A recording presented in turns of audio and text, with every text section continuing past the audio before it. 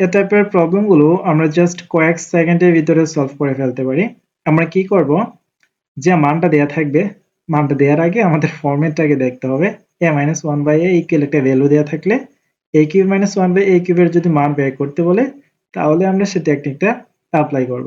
So টেকনিকটা কি? এখানে যে ভ্যালুটা দেয়া থাকবে সেই ভ্যালুটাকে আমরা কিউব করব প্লাস 3 ইনটু সেই ভ্যালুটা লিখব, অর্থাৎ 2 আর কি। সো 2 কিউব কত হয়? 2 কিউব হয় 8, 3 দোকানে 6 হচ্ছে 14।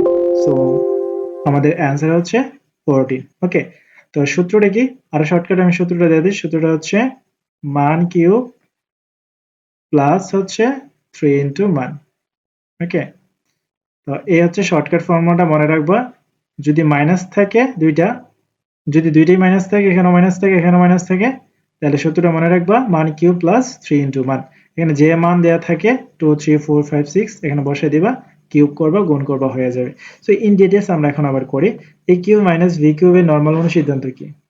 a কিউব মাইনাস b কিউবের অনুসিদ্ধান্ত obviously a minus b whole cube plus 3ab into a minus b, তাই না?